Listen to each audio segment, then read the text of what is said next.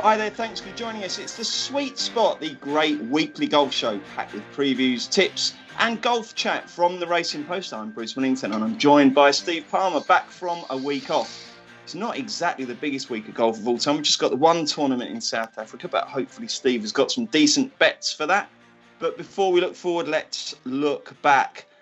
First of all, at what happened last weekend, and then we'll get Steve's take on the Masters, because obviously he wasn't here last week to tell us what he thought of a brilliant week at Augusta. But before we do that, Steve, should we start in South Africa? Joachim B. Hanson. I suppose, I don't know how gettable he was. First of all, Steve, when you're having a week off, do you make selections and then torment yourself if they do well, or do you just completely disengage? No, these days when I have a holiday, I completely disengage. I like to give my brain a chance to recover. Golf betting is, it puts a lot of strain on the brain. And when I get a week off, I like to get away from it. Also, I try not to look at the fields beforehand and sort of catch up with the event as it's going on over the weekend. And when I got back from my previous holiday, I was devastated because Romain Langasque, I followed off a cliff, won his maiden European Tour title, and then Rasmus Højgaard won on the PGA Tour. Dustin Johnson and Jon Rahm won. So I came back from my last holiday devastated. I thought it cost me a lot of money, but this time I was absolutely thrilled because there's no chance I would have had either of those winners. Why did you take last week off? We're in lockdown. You can't go anewhere. What a weird idea to burn a holiday then. Yeah, this is it. No, I like to get my holidays in place. I always like taking the week after a major off. I can be like a player. I just too exhausted after a major to go back into battle. So I don't think if you were a golfer, your schedule wouldn't be Sunjay Ims, would it? You'd be more Bruce Litsky, maybe. It'd be like Tiger Woods, just pick and choose my targets. But yeah, I was so pleased because I think I would have had two runner-up finishes last week. I think it would have put me through the ringer last week, and I'd still be suffering now because Kevin Kisner was probably would have been a selection in the RSM, and Valko Nienhaber, big fan of him, and he was runner-up in the Joburg one. So I wouldn't have had the winner, so I didn't miss tipping out on any winners. JB Hanson's not a player I got a huge amount of time for. He's always struck me as a bit of a clumsy player. I can see him being the new Morten Oram Madsen. Do you remember when Morten Oram Madsen won the 2014 South African Open? Didn't really hear much of him since. I was going to say, I don't know who the old Morten Oram Madsen is, let alone the new ones. Well, I think JB Hanson's career could follow a similar path. And Robert Streb, such an ugly swing. You've got a better swing than.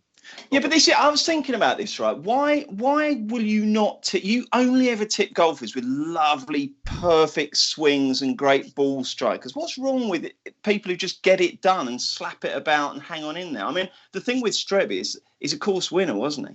Yes, he loves that course. Yeah, I know. It's a bit of a weakness of mine, a bit of a purist, a bit of a connoisseur of the golf swing. And, Jim Furyk obviously is the most classic example of a prolific champion with a horrific swing. So, but Robert Streb was badly out of form. You would have had to be Mystic Meg to have got Robert Streb last week. I think he was He was down. I look back on the Racing Post price chart, and he was down with the 300-1 bars. So yeah, did well to get him. Well, Kevin Kisner was very gettable, and he 40-1 chance Kevin Kisner, and always plays well in that tournament. And when it went to a playoff, you sort of fancy Kevin Kisner, but he's lost 5 playoffs now. Kevin Kisner played. Has he really? Yeah, he played 5 playoffs. He's 0 from 5, is he? I'll tell you what, though. That's one of the shots of the year from Streb, wasn't it? To get it done, that was incredible, wasn't it? Very gutsy. Even the par putt on the first extra hole was, hugely gutsy effort. So all credit to him. But I was pleased with those winners because I wouldn't have had them. Oh, fair enough. Okay. Anyone from further down the field? I suppose the point with South Africa is that this week's field is so similar to last week's that we'd probably save our thoughts for the preview. But did anyone in either tournament catch your eye from further down the field and you thought, I better start getting him on my radar? Well, in the RSM, I thought Harris English's finish was quite interesting. He closed with a 62 to finish 6th. Horrible Saturday he had, didn't he? Indeed. But the Mayakoba Classic, he loves the Mayakoba Classic. That's the next PGA Tour event. So Harris English has to be on the radar for that. And as you say, in terms of the Joburg event, the 3 that I took from that are my 3 this week. Okay, fine. Well, we'll come to that shortly. But the Masters, it was brilliant. Dustin Johnson, wasn't it? First of all, did you enjoy the week? Did you enjoy those 4 days in November? It was a bit of a bonus, wasn't it, really? Absolutely, yeah. The course played a little bit easier than it normally does. A lot softer greens. Dustin Johnson destroyed it. But no, I did enjoy the way. I thought Dustin Johnson, obviously a deserved champion. He's been a prolific PGA Tour winner for a decade now. He just hasn't been picking up majors. He's been hoovering up PGA Tour titles. Everyone's waiting for that second major, and it's finally come. And I thought it's very interesting, given how we were talking about Bryson DeChambeau and how far he's been hitting it. All the talk has been about loading distance, and DJ was testing a longer shaft than his driver in the week before the Masters and rejected it because he couldn't hit that little cutty fairway finder, as he calls it, that goes about 310 yards. So, he made that conscious decision, said, I don't need that extra distance. I can get my stock shots, that faded drive that finds the fairway, goes 310. And his driving was awesome, wasn't it, all through the week? And, DeChambeau was spraying it all over the place. So I thought, I was pleased for Dustin Johnson. I mean, in terms of betting, obviously it was agonising. Last name off the shortlist. I had 5 on the shortlist, but I couldn't send punters into battle with Johnson, McIlroy, and Thomas. Too many short prices. I had to get rid of one of them. I mean, I normally have to lie in a darkened room when last name off the shortlist wins. You know how that affects me. That's normally writes off the next month mentally. But in this case, I'm not going to beat myself up because I had to get rid of one. And when he shortened to 9-1, I just thought the bigger prices about McIlroy and Thomas were worth taking, because the Masters these days is all about each way thievery, isn't it, if you will? The place terms are ridiculous. If you can't win money on the Masters, you're never going to win money these days. All right, don't rub it in. It's an absolute gift of a tournament. And I told you DeChambeau would go well, didn't I? What was that? I just think in each way terms, Thomas and McIlroy at those prices made the each way thievery a little bit easier. But yeah, I was obviously disappointed with Johnson not to have Johnson as well. But you can't tip them all, can you? You cannot tip them all. Elsewhere in the Masters, again, anyone that you thought, that was interesting, that was a good performance, or indeed the other way round. We've got to discuss Rory McIlroy, haven't we? We have to discuss Rory McIlroy again. We were talking in our podcast before the Masters. You were questioning his motivation. I still think he wants it too much. I think that first day just showed how nervous he gets on the first day when he's chasing the career Grand Slam. He said he wasn't committing to his shots. He was sort of steering shots, and he carded a 75. But I think the way he got back into it, and I think McIlroy needs to have a look at that tournament, reflect, and realise how easy it is to win the Masters. He's opened with a 75. He's done like a Skuloggy champ style start. I know you're a huge round racing fan. He's done the ultimate Skuloggy champ, hasn't he? Is it Skuloggy or Skurlo? It's Skurlo. Yeah. Skurlo. Oh, I thought someone told me it was Skuloggy, and I've stuck with it. But it wasn't. Skurlo champ. Yeah, so he flopped out the boxes spectacularly. 75 on a week where 20 under wins. He's got no chance, has he? And he's finished 5th. And McIlroy needs to realise the Masters is the easy one. He's done the hard work. He's won the Open Championship, the US Open, the USPGA, much harder to win. The Masters, tiny little field, hardly any runners. I made it a 12-runner affair. It is like a large greyhound race, if you will. It's like, I've been thinking about this. Sittingbourne used to have 8 runners, didn't it? So it's like a large Sittingbourne of 12 runners. And he's flopped out the boxes, and he's still almost won. It's obviously a long way behind Johnson, because Johnson's just played absolutely perfect. But I think that is the worst sporting analogy I've ever heard. There's an 8-dog race that lasts 32 seconds as opposed to a 96-runner golf tournament that lasts 4 days. I'm not seeing that at all, I've got to say. But he flops out of it 75 on the first day and 20 under. Yeah, he's got. I just think McIlroy needs to sit down and think, rather than get all tetchy when the Masters comes along in April. He needs to sit down and think, I got on the leaderboard there after a 75. And on the first day of the tournament in April, he should just be like totally relaxed. If I shoot 75, I might still win. So yeah, that's my take on Mac. All right, fair enough. And Justin Thomas, he almost, he finished 4th with his B game. Missed so many putts. The issue I've got with Thomas, fantastic all-round player, but I think to win one of those tournaments now where all the big guns turn up and are on their game, the one thing you have to do, well, you obviously got to do loads of things, but you have to be able to putt the lights out. And I'm just not sure his putter ever quite gets hot enough for him to, or not enough, if that makes sense. Yeah. I just feel like he's always going to get out putted if one or two of the other top 7 in world golf are on their game. Does that make sense? Yeah, it was a frustrating business. There was a lot of 6-8 footers that were sliding by. I was ripping my hair out. I mean, I just think Thomas is good enough to win a green jacket. I think McIlroy and Thomas, by the end of their careers, if they remain injury free, will win green jackets. Were you surprised, Steve, at the end, just how emotional Dustin Johnson got? Because I wrote about this in my column notes. I just had him down as this kind of guy with only really one mood, and he just mooches along through life and cruises through and doesn't really show a lot of emotion. But it was quite nice to see him get all choked up, wasn't it? Yes, the first time we've really seen how much it means to him, isn't it? I mean, he held it together nicely in the Butler cabin with Jim Nance was prodding away, and then he didn't buckle there. But when he got out with the on the green outside, I think the fact he had the jacket on then and walking around the jacket, he just crumbled, didn't he? It was an amazing interview. I mean, a bit of blaspheming in there, which probably would have offended a lot. Oh, really? I don't think many of the Americans would have liked that. But I just thought it was fantastic to see how much it meant to him. As you say, people really think nice. he doesn't care, but he practices really hard, and the way he sorted out his wedges, that required hours of practice ground grinding. And he deserved it. The green jacket seems to do. I think that was Tiger's comment. I saw an interview with Claude Harmon, and Tiger Woods apparently whispered to Claude Harmon when they were all watching Dustin cry, and he goes, "That's what the green jacket does to you." Absolutely. And just on the word Harmon, one last word on the Masters. Lovely to have Butch back in the gantry. I thought it was so nice. Just all those. When someone just misses a punt, he just goes, or attaboy, or way to go. I just love Butch Harmon. I think he's absolutely fantastic. Yeah, he's the godfather of commentary. Yeah. Hopefully we can get him back for everything.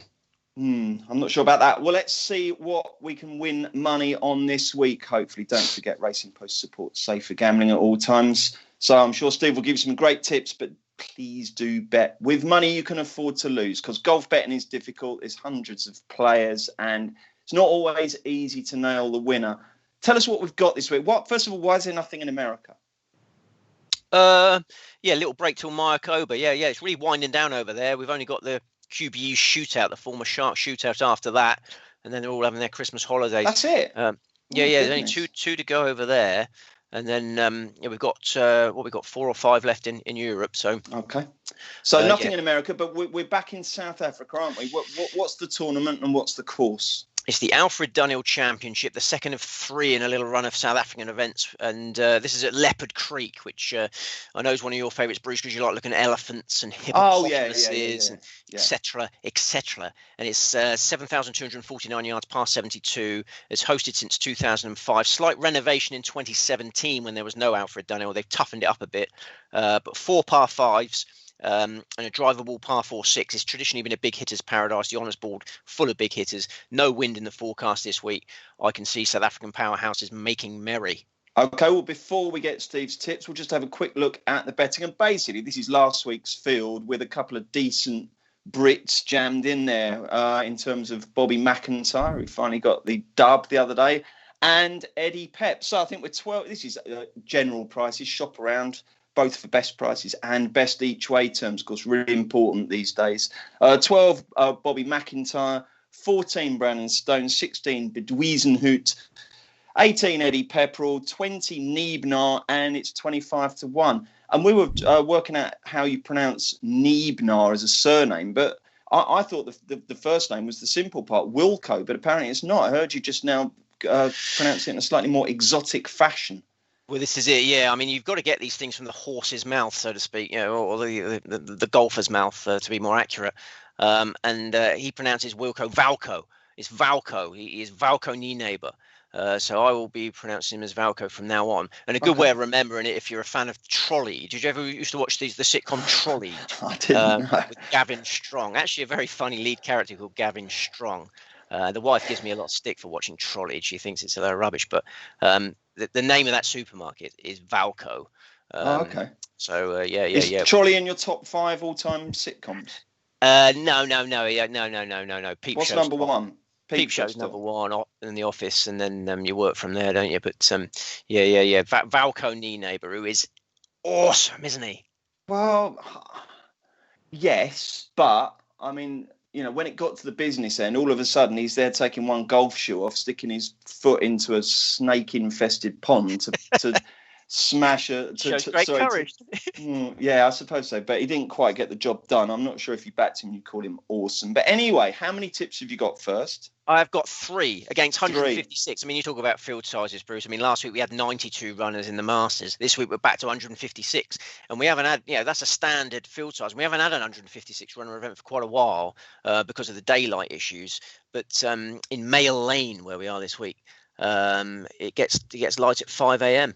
and doesn't get dark until 6:30. So we've got a massive field going to post. Does that mean, Steve, that you have to actually assess all 156 runners? I mean, because some of these guys are basically just, they're fresh out of the club shop at some provincial South African golf course, aren't they? I mean, how are you supposed to get any background on some of these people? Well, you won't tip big price winners unless you go through the entire field. You have to go through the entire field. And I've gone for every one of these 156 players, and I've come down to 3. But I am, the basic math of that will scare a lot of people. But I'm actually really, really confident this week. I really like my 3. Okay, who's your main man? And my main man is Brandon Stone. The market is slowly but surely knocking it into shape. I mean, Robert McIntyre opened up as favourite. It was a false favourite. Brandon Stone should clearly be favourite to win this golf tournament. He relishes Leopard Creek. It's one of his favourite courses. He says every hole sets up perfectly for him. He won this tournament by 7 shots in 2016 when it had a much better field than this. Charles Schwartzel used to dominate this event, but in that 2016 edition, Stone kicked clear of Schwartzel in the final round. Amazing performance, posted 22 under par, and since that 2017 renovation that I mentioned, Stone says he likes the track even more. His maiden European Tour success came in the South African Open, loves competing in his homeland, and the biggest win of his career. He's shown he can win overseas events as well. His A game is good enough to win anything. I mean, a really, really talented player. He won the Scottish Open in 2018 by 4 shots, Rolex Series event, carded a final round 60. I think the reason he hasn't kicked on to bigger things is he's a very cheerful Charlie who enjoys himself off the golf course. I don't think he's got that ruthlessness to just devote his entire life to golf. He's blessed with so much talent, but he enjoys himself. Perhaps doesn't have that discipline to become an absolute world beater. But in this, he's a big fish in a small pond this week. This is a very low grade Alfred Dunhill, poor field, and the ball striking form he showed in Joburg last week. I mean, you want players who have had that little run in Joburg, very similar event as you say. He topped the tee to green stats in Joburg last week. Putter was a bit cold, finished 4th, and he was slow out the blocks. He opened with a 70, having had a month off. Final 3 days though, fantastic. I think he carries that into this tournament. 4 of his last 5 tournaments, he's had top 20s. And the icing on the cake is the caddy situation. His old caddy, who he had all that early success with, has come out of retirement after 2 years away. And I think that's really put some sparkle back in Stone. So, Brandon Stone, a really, really strong bet this week, I think. Wow, you sound very confident. And who are you going to supplement Stone with? And my next best is Valco Nienhaber, the aforementioned Valco Nienhaber. I really am very, very excited about Valco Nienhaber. I mean, all this chat about Bryson DeChambeau. I mean, Valco Nienhaber hits it further than Bryson DeChambeau with much more elegance. Bryson DeChambeau's like falling over when he hits his shots. His foot's coming off the ground. He's pumping protein shakes in, slapping pork around his face. I mean, Valco Nienhaber just does it just by moving. It's just a movement through the voice. He's got these long levers. He's an absolute giant of a man. I showed Grace, my daughter, him on the telly the other day. I said, look at him. She's like, is that a giant? I'm like, well, I suppose it is a giant. It's like the big friendly giant, isn't he? He doesn't need all the protein shakes, and like Bryson DeChambeau is like so cocky about his ball speed. Like he'll show TrackMan to the camera when I've hit 200 ball speed. Valco Nienhaber's doing that regularly, cruising past. He doesn't need to be cocky about it, and he's 20 years of age. He's well ahead of the game. He's 20 years old. He's only just come onto the European Tour. He's got all the tools. He hit a 439-yard drive last week. 439-yard drive, just ludicrous. I know it's altitude, but he's hitting it further than Bryson DeChambeau. Forget about Bryson DeChambeau. All right, well, could you forget about him instead of rubbing my nose in it all afternoon? Sorry, yeah. Sorry, that's all right. I shouldn't have tipped him. I'm sorry. I wasn't being personal, though. I forgot about that. Okay. He just winds me up with his cockiness, Okay. But what happened last week? Valco Nienhaber took it so well. Old head on young shoulders. A lot of people bogey finish to miss out. He just came off all smiling and said, "Look, it's my first runner-up finish on the European Tour. He's just assured his European Tour future with that check. I like the way he took that. And I backed him for his 2 previous events before last week in Cyprus. He had a bad fortnight in Cyprus, but he had his dad caddying for him then. He wasn't really taking it seriously. His dad was caddying for him in Cyprus. He hit a lot of balls out of bounds in Cyprus. Bit of over aggression. Last week signed up a new caddy, Jason Sheepers, who used to caddy for Henny Otto. So he's got a proper caddy on the bag now, and it worked really well. He had a lot more focus last week. And that 17th was a hard hole. Anyone could have bogeyed that one. 18th, he's obviously chasing after that. So I don't think Valco Knee Neighbour did a lot wrong last week. And I see this turn into a battle between Stone and Knee Neighbour. Okay. And there's a little side order of someone else at a bigger price, I presume. Yes. I've got a third one at a bigger price, and this is Jaden Trey Shaper. He likes to use his middle name, takes himself very seriously. Jaden Trey Shaper. Don't you dare call him Jaden Shaper. But he's got every right to take himself seriously because he's a class act, and I'm taking him very seriously. He doesn't turn 20 until March. We're talking about a 19-year-old here. But he already looks good enough to win professional events. He's very assured in his interviews, and very impressive as an amateur. He won the Junior Players Championship at Sawgrass. Just jetted over there from South Africa, won the Junior Players Championship at Sawgrass. Hugely impressive. He made his European Tour debut in this event last year, finished 42nd. He was 17th going into the final round, ran out of puff, understandably. And then in January this year, finished 6th in the South African Open as an 18-year-old. So he's clearly got the minerals for it already. He's played 9 events post-lockdown, 8 of them on the Sunshine Tour, and then last week's Joburg Open. His form figures from those 9 events, 15, 6, 12, 29, 7, 5, miscut, 17, 18. Remarkable consistency for one so young. Clearly going places. I'm feeling like an old man now. I feel like Jeremy Chapman because I've been through all these eras of South African golf now. We had the Ernie Els, Retief Goosen era. We had the Schwartzel, Oosthuizen era, which seems to be tailing off a little bit now. Schwartzel's seems to be on the way out. And then now we may have the Knee Neighbour Shaper era coming through now. This may be the dawn of a new era. It's great. South African golf's in great shape. Don't forget Brandon Stone. Don't forget Eric Van Rooyen. Don't forget Garrick Higgo.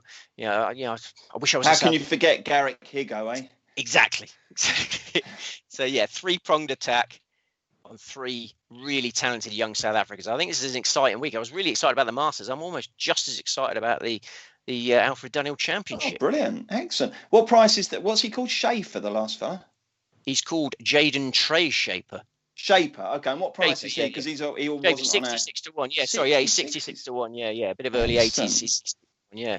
I suppose, and this is a bit of a cruel question. Who was the last one off? Who was the last one off the shortlist? I like it when you ask that question because then at least you can replay it next week when it happens. Because Dustin Johnson last off in the Masters this week. It's Will Besserling. Will Besserling finished 3rd on his Dunhill debut last year, and he's been in really good post-lockdown form, a couple of 3rd place finishes. So Will Besserling is, I think he's about 60 to 1. I think.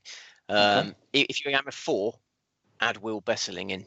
Will do. Now then, I forgot to ask for Twitter questions. So I was out walking the dog and I thought, blimey, I haven't asked for questions. But anyway, I managed to get some out in time. We've got a few, so we'll rattle through these. Okay. Jamie Laver says, what's the best chippy in Weymouth? I don't know whether he means a carpenter or a fish and chip shop, but let's presume he means fish and chip shops. What's Weymouth's best one? Well, the Marlborough Fish and Chips has always set been the benchmark for Weymouth Fish and Chips. Lovely family-run business, won't let you down. What do you opt for when you go to the Marlborough?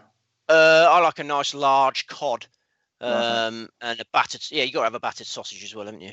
Yes. Okay, Liam says, anyone catch the eye for next season's FedEx Cup or race to Dubai? We'll probably discuss that in greater length in future, but just give us one for each, maybe, that if Liam fancies a wager now, might give him a bit of value. Well, Liam, over the Christmas period, we'll be doing our 2021 preview, which will have tips on those very markets. So I really wouldn't want to throw one in willy-nilly now. Fine. I'd urge patience, and then we'll really have a good go at it over the Christmas period. I'll let everyone know when that is going to be in the Racing Post. Okay. Sorry, Liam, bit of patience needed, but hopefully you'd rather have Steve's considered opinion than one he just chucks out now. SM, Sean Max says, should the US not be much shorter than 8 to 11 for the Ryder Cup, given the massive golfing talent? I can see where he's coming from with that. I can see exactly where he's coming from. I mean, I think bookmakers just forget they've got these markets out, don't they? I mean, they should be shorter than 8 to 11. They just haven't looked at their market for ages. You know, they got weekly golf tournaments like we have. I haven't looked at that market for ages. Your man there, Hanson, he should be hoovering it all up. Yeah, look at all those great new emerging American talents, Steve? Bryson. Stuart Ackister says, not golf as such, but any plans for another book? The first one was a great read. It was a long time ago, the first one now, Steve. You're going to dust off your writing skills again? I will dust off my writing skills when I've retired. I just need to hit the mother load, and then once I've done that and I've got some time to do, I mean, there's just no time to string a cat. String a cat? I just get my. There's no time to swing a cat in here. Yes, no, there isn't. It's more space than time. But anyway, John H. Ryan, this doesn't mean anything to me, but it might do to you, Steve. Any regrets on missing DJ after your famous headline selection before the staircase in 2017? What's that all about? Well, this is it. Yeah. In 2017, I backed DJ for the Masters if defeat was out of the question, and then on tournament eve, he fell down the staircase at his rented accommodation. Oh, yeah. Played. So, 3 years ago, it was all systems go on DJ. But, yeah, huge regrets. But, yeah, we must get over these things, must look forward, not back. I am going to press you for an answer to this one, okay? Ryan Hitchener says, what's the thoughts on a lucky 15 for next year's majors? Obviously, we're back at Augusta normal time in April. Presumably, our Open is at Sandwich next year, isn't it? Our Open is at Sandwich, yeah. And then where are the other two? There. Good questions. Okay. I mean, I don't think about this until I do that season preview. And you can press me all you like. But I will tip a majors accumulator. That's a new feature that we had for the first time last year. The majors accumulator will be in over the Christmas period. Okay, just very quickly, see if I give you if I press a crisp tenner into your hand now, you've got to have a bet. Teams here, aren't you? If you've got to have a bet on the Masters now, who would you back? If Rory McIlroy listens to this podcast and gets his head around the thought process that he needs, that he can turn up and shoot 75 and still have a chance of winning, and just relax, baby. Are you saying that if he doesn't watch this, he won't win it? Yeah, this is crucial. Okay. If David, a sports psychologist, I can sort him out. Well, yeah, quite. David Lace says, how many majors will DJ end up winning? I reckon he should have won at least 6 by now. I expect him to win at least 2 next year. It's quite a tall order, that, David, but what do you reckon? It is a tall order. People forget how hard they are to win. There's only 4 of these little blighters. I reckon he'll win about 6. You know, he's no spring chicken. I mean, was he 36? I think he'll have eyes on the career Grand Slam now. I think he'll target the 2 he hasn't got. 6. Yeah, it's easy to get carried away. I mean, if you'd asked that question about Rory McIlroy after he'd won his last major, we would all be well into double figures, wouldn't we? And he's stuck on 4. So we mustn't get carried away, Bruce. All right, we mustn't. Okay, I'm not gonna. Don't you worry. Right then, what else? We've got some good ones here. I want to go back to this one. Hang on, where was it? Oh yeah, Stuart, very good question. How do pairings help or hinder a player performance in the first 2 rounds, depending on who they're drawn with? Slow play, dislike of opponents, best pals, etc. Plus, do you take that into consideration when evaluating, and do bookies do the same when pricing? It's quite an interesting one, this, isn't it, Steve? Because we think they all just set off and go about their business, but there must be times where you're thinking, oh Christ, I'm with that snail, or I can't stand him, he keeps dropping his guts when I'm about to swing. What does that ever enter your thoughts? Yeah, it's a really, really good question, and it is the icing on the cake, and the bookmakers obviously have to get their prices out before the draw comes up, and the punters don't have to do that. They can wait and see that. I mean, I have to get my previews out nice and early because we publish them on the Tuesday, and the tee times are not out till the Wednesday, so I can't use it as into my calculations. But patient punters certainly can, and it does make a difference. I look at the pairings on tournament eve, and I give it some big uns if I get a nice. You want a player with a genial character who plays at a reasonable pace.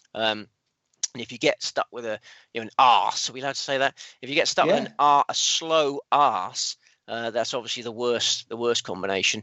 So it is a factor, and it's not factored into to the prices. So your man could be onto something there, but it's just this mad scramble at the start of the week to get on, isn't there? So everyone So I say 90% of punters get on before the tee times.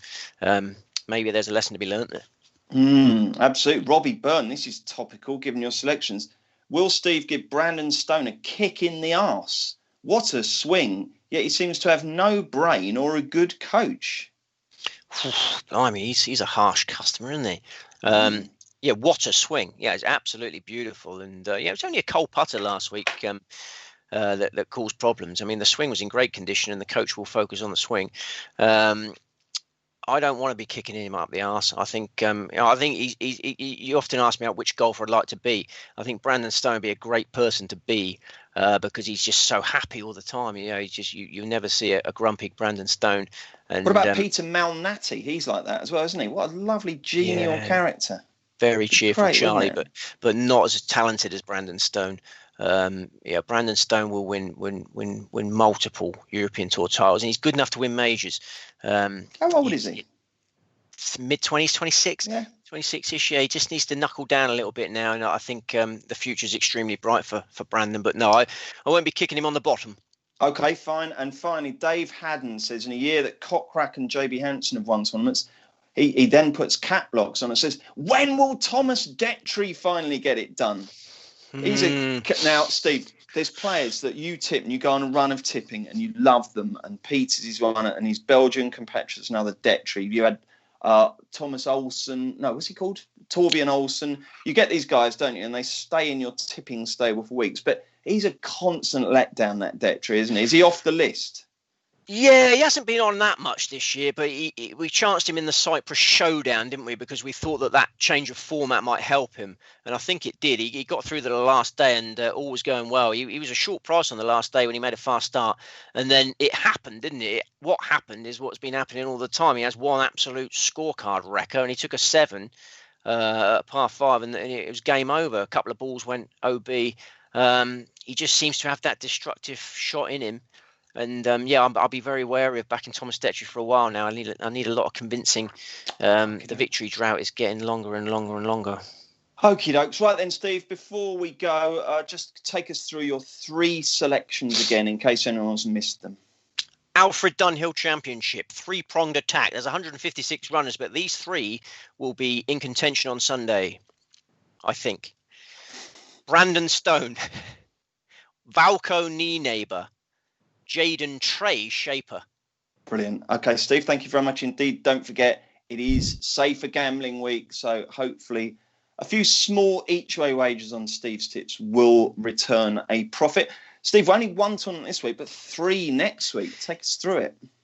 Hugely exciting, yeah. A triple header, which means obviously you can have each-way trebles, each-way doubles. I mean, you can have all sorts, can't you? So, I mean, there's a huge opportunity to, it is safer gambling week, and we all got to keep our heads screwed on. But for very small stakes, you can win an absolute fortune next week if you select the 3 winners of the golf tournament. So we have. You've got more chance of doing that than you have winning the lottery, haven't you? Absolutely. You won't find an easier way of winning a fortune than backing 3 winners of a golf tournament in the same week. You don't often get three tournaments. So yeah, I'm really, really excited about next week. We've got an inaugural tournament though, so we've got to be careful of that one. The Golf in Dubai Championship, that's the new one. And it starts on the Wednesday. So you've got to be on the ball next week, all right? You've got to be on the ball. You've got to be back in your trebles on the Tuesday. My previews will be online on the Tuesday, okay? And you have your trebles on your Tuesday because the Dubai one starts on the Wednesday morning, early on Wednesday morning. Then you've got the South African Open starting on the Thursday. Then you've got your Mayakoba Classic starting on the Thursday night. So, a great week of golf next week. Hopefully we'll have some Alfred Dunhill winnings to play up. Absolutely. Anything exciting between now and then? Or we're all locked down, aren't we? So I suppose it's just getting through it, isn't it? Yeah, I mean, we are locked down. As you say, the holiday... having a holiday in lockdown was not really very worthwhile. I mean, I got 2 very young kids and it was quite challenging. I mean, I just training my children golf, really. The patio's still in good shape. I mean, a bit of tension between me and Nicola over whether Tommy should have the driver in the lounge. The driver's his favourite club, though. How can you deny a 1-year-old his driver when he's trying to become a superstar? And you give him real golf balls to hit. He has top of the range tailor-made golf balls. He's got a couple of Titleist Pro V1s that he knocks about, but he doesn't get loft on the driver, so it doesn't go high. It doesn't threaten any windows apart from the patio window. So if it's you just the skirting board that cushions, gets a bit skip, who needs a skirting board? I mean, what is a skirting board? Who cares about a skirting board? You know, you could buy a lot of skirting boards when he's earning like $20 million a year. So there's a real tension at the moment on that, because I want to develop him. I'm not even a pushy parent. Like Nicola gets frustrated and goes, oh, you're such a pushy parent, blah blah blah. I'm not even a pushy parent. I don't need to push him. I just put the golf club in the same room as him. He goes and gets it and starts whacking like 100 balls a minute. He loves the game. I'm not a pushy parent, but it's a bit dangerous, and it's obviously a bit cold to be outside. But even outside in the cold, he loves it. I took both kids down to a football pitch the other day, just to give him some more space to work with. And Grace, like, it was freezing cold, it was drizzly. Sorry, I'm going on a bit here, but I love fascinating. And we were down this football pitch, and after 5 balls, Grace said, I want to get back in the car, it's too cold. I couldn't get Tommy back in the car. Like, he's hitting like 100 balls, and like, it was getting dark, it was pitch black, and he's still hitting balls. He's got amazing work ethic.